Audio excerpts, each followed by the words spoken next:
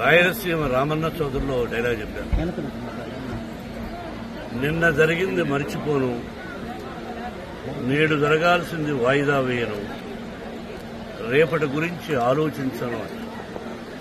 కానీ గతం నిన్న జరిగింది మర్చిపోవాలి, ఈరోజు ఏం చేయాలనుకోవాలి, రేపు ఇంతకంటే మంచి పనులు ఏం చేయాలని ఆలోచించుకోవాలి.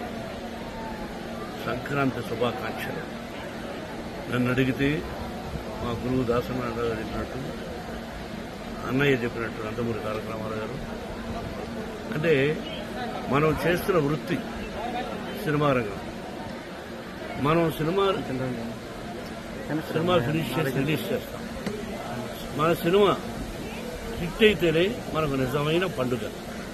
ఎందుకంటే చేస్తున్న ప్రొఫెషన్. అలాగే ఇక్కడ సంక్రాంతి అంటే రైతు భారతదేశానికి వెన్నెముక. రైతు బాగుంటేనే మన అందరం బాగుంటుంది. ఇంతకుముందు స్టూడెంట్స్ అక్కడ సెలబ్రేట్ చేస్తూ ఒక దోసుడి వడ్ల గింజలు ఇచ్చారు. ఆ దోసుడు వడ్ల గింజలు దంచితే ఎంత బియ్యం అవుతుంది.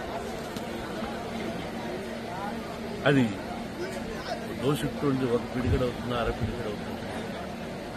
అది ఒక మనిషిని బ్రతికిస్తుంది. దాని వెనకాల రైతు కష్టం ఒక్కసారి పేపర్ మీద వేసుకుంటే గంట చెప్పాలి. నిజమైన పంట బాగా జల్లు లేకుండా, సత్తు లేకుండా గట్టిస్తాము పడ్డాడు. కాబట్టి రైతు భారతదేశానికి వెన్నెముక. ఇది మనందరికీ పండుగ, సంక్రాంతి పండుగ.